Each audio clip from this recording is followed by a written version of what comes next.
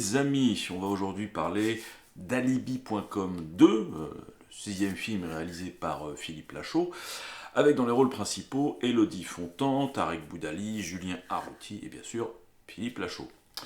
Le pitch en quelques mots, Greg donc a fermé depuis le premier épisode, donc sa fameuse agence Alibi.com, et décide de filer le parfait amour avec Flo, sa fiancée. Le jour où il demande cette dernière en mariage, il se voit obligé de rappeler ses deux anciens comparses afin de fabriquer un alibi, l'alibi consistant en fait à lui fournir de faux parents puisqu'il a honte de ses vrais parents, dont l'un est un escroc notoire et l'autre est une ancienne actrice de film porno. Voilà. Poilade. C'est tout ce que j'aurais à dire. Poilade. Voilà. C'est pas fréquent quand même quand un film vous fait physiquement rire, quand vous riez à gorge déployée dans une salle de cinéma. C'est assez rare pour être signalé. Voilà, la plupart du temps, les comédies françaises arrivent à nous faire sourire. Des fois, j'en sors d'ailleurs avec un sentiment de contentement, mais qui s'est traduit par quelques sourires et une bonne humeur générale. Là, vous passez pratiquement 1h28 à vous tenir les côtes, donc mission accomplie. Il s'agit d'une comédie, je le rappelle, donc elle fait rire. Voilà, donc le contrat est entièrement rempli et je dirais que nous avons assisté à une bonne comédie.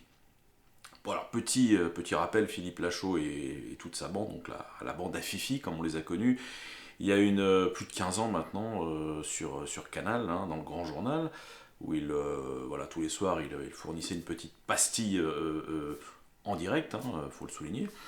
Alors, moi, ils m'ont toujours fait rire, toujours. Dès leur première apparition, je me suis dit, c'est quoi ces barjots ? Et j'ai trouvé que, contrairement à d'autres intervenants comiques du Grand Journal, eux arrivaient avec un côté un peu plus bricolo, hein, clairement, ils débutaient, c'était parfois un peu limite amateur, mais contrairement à des gens comme les Robin des Bois ou les Deschiens, eux ils arrivaient avec non pas des sketchs, mais plutôt des happenings en fait, hein, des mises en situation qui étaient là pour générer un gros gag final. Voilà, et le tout en direct et face à des stars parfois, on en reparlera tout à l'heure. Voilà, et puis derrière, effectivement, quand ils sont passés au cinéma, j'ai retrouvé le même esprit et j'ai vu à ce jour tous leurs films, exception faite de super-héros malgré lui, que je n'ai pas vu, voilà. Mais pour tout le reste, voilà, j'ai trouvé ça de très très bonne facture voilà, et ça m'a régalé à chaque fois. Donc comme je vous disais, pour moi, ce sont leur marque de fabrique, c'est les artisans du gag, c'est leur grosse spécialité. On pourra reprocher à leur film effectivement de n'être une succession de gags, mais effectivement quand 80% d'entre eux tiennent la route et sont réussis, c'est du bonheur. Voilà. Bon alors je sais que quelques esprits chagrins, toujours les mêmes, hein, par exemple Télérama, les Inrocks ou Libé, trouvent à redire au film évidemment. C'est d'ailleurs assez curieux parce qu'à l'époque où il passait au Grand Journal, les mêmes avaient l'air de bien rigoler. Ils ont bien ri notamment quand Philippe Lachaud a parodié Titanic, hein, il s'est pointé en zombie, en version zombie de Leonardo DiCaprio et a sorti un poulpe vivant, enfin mort je crois, de son slip. J'étais moi-même devant mon écran en direct à l'époque et je pleurais de rire.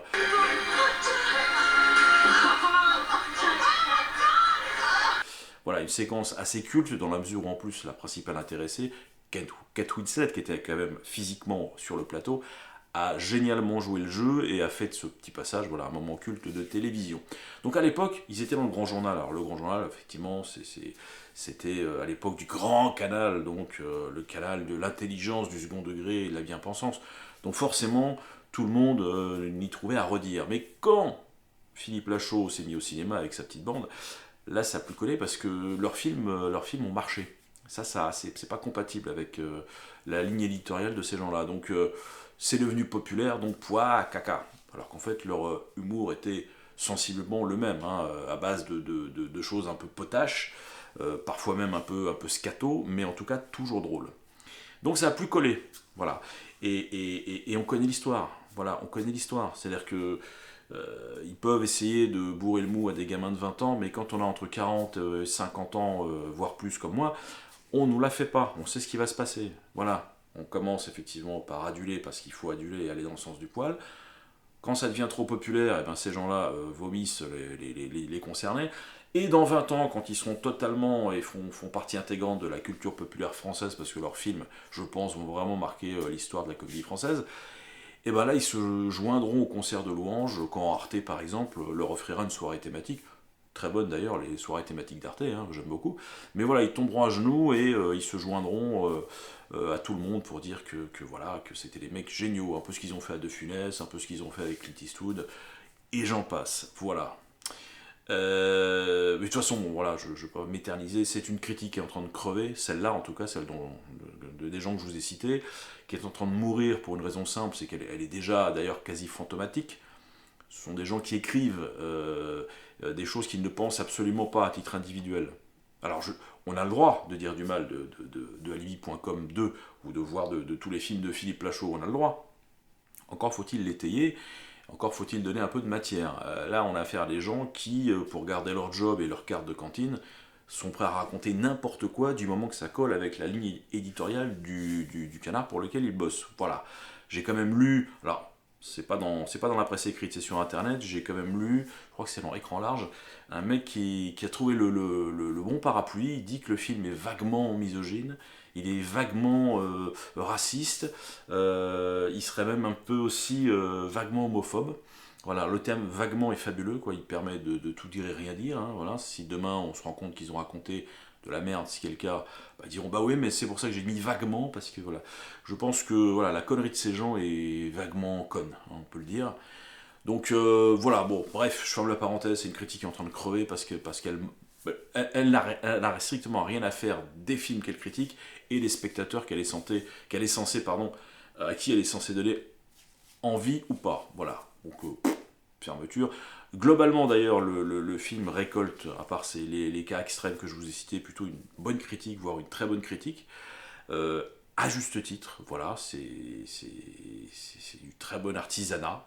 Donc ça mérite tout à fait ça. Le film d'ailleurs a coûté quand même 2 fois le budget de l'opus précédent Alibi.com. Hein. Là, ce dernier a coûté 18 millions d'euros, donc ça fait quand même que un quart du budget d'Astérix, mais c'est quand même, ça commence à être une belle enveloppe pour une comédie française. Mais l'argent, il est là, il est à l'écran,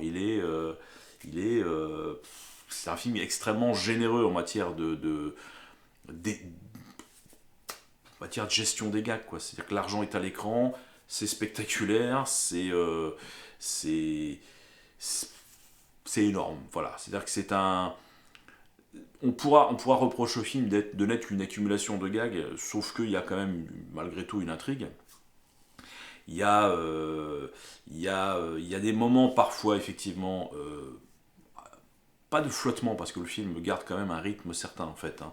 Ça, il y a des gags, il y a une succession de gags assez rapprochés les uns des autres, qui nous emmènent, effectivement, à une grande scène finale, quasi apocalyptique, on va dire, qui fonctionne très bien, où il y a à peu près allez, 18 gags par seconde, c'est effréné. Et c'est. Alors, les petits moments de flottement dont je vous parlais, c'est les moments où on a l'impression que les scènes, tout du moins les problématiques posées par les personnages, les situations vaudevillesques parfois, sont pas terminées, quoi. C'est-à-dire qu'il y a des scènes on passe à la scène suivante sans avoir résolu le nœud des problèmes qu'on nous a mis en place. Donc voilà, ça arrive 2 fois dans le film. Bon, c'est pas trop grave, mais c'est vrai que là-dessus, il y aurait peut-être un boulot à faire prochainement voilà, pour resserrer un peu les boulons ici et là. Voilà. Mais quoi qu'il en soit, de film en film, Philippe Lachaud progresse. Quoi. Il y a pas entre son premier entre son premier babysitting qui avait un excellent concept, bon, un peu inspiré de Projet X certes, mais qu'il a conduit à sa sauce, qui était un fan footage très bien foutu, à son dernier, là il y a vraiment une très belle progression dans la mise en scène, dans l'efficacité des gags, une fois de plus, quoi. Faut quand même être... je sais que l'humour c'est subjectif, mais il faut quand même être particulièrement... je sais pas... déséquilibré pour ne pas rire une seule fois à ce film, quoi. C'est pas possible. Donc, bon, voilà, je vais rien vous spoiler. Si vous voulez franchement rire physiquement, hein, j'entends, courez-y. Voilà, je suis désolé, il y a un moment donné, il faut un peu se laisser aller et accepter ce qui est drôle, hein, et pas prendre ça à chaque fois avec des pincettes, comme si le rire était fatalement quelque chose de vulgaire. Non. Euh, Pourquoi ce qu'on admire chez nos amis américains, bon, ça va des Zucker, Abraham Zucker dans les années 80 à ce que font aujourd'hui des gens comme Seth Rogen ou encore Will Ferrell. Si on aime ces gens-là, je veux dire, il n'y a aucune raison de ne pas aimer ce que fait aujourd'hui Philippe Lachaud et sa bande. Voilà, clairement, on est du même, non, on est dans le même niveau en termes de gags. Voilà, donc, quoi vous dire, bon, en plus, bon, là, comme je vous le disais, il y a une amélioration de film en film, mais il y a aussi une amélioration dans la partie dialoguée. C'est vrai que voilà, 80% les films fonctionnent sur des gags visuels, mais là il y a quand même un petit boulot d'écriture un peu plus sympa sur les dialogues. Voilà, peut-être qu'on arrivera à un équilibre 50-50 bientôt, mais là en l'état, qu'est-ce que les que je vous dise, une poilade, comme je vous disais. Voilà, donc je vous recommande vivement d'aller voir alibi.com 2, qui est en train, au moment où je vous parle, de mettre une bonne petite dérouillée à l'Astérix de Guillaume Canet, que je n'ai pas vu. Je n'en dirai donc pas trop de mal, mais apparemment certains s'en chargent très bien pour moi. Voilà, bah écoutez, qu'est-ce que j'aurais pu oublier de vous dire sur ce film. Non, bah voilà, je peux pas, je veux même pas vous raconter mes gags préférés pour vous laisser la primeur. Et puis je vous dis à très bientôt. Profitez-en, là on démarre l'année avec quand même coup sur coup deux bons films en tout cas, hein. Le Damien Chazelle, Babylone, et puis celui-ci. C'est une bonne série, ça arrive rarement. Merci les amis, à bientôt, ciao.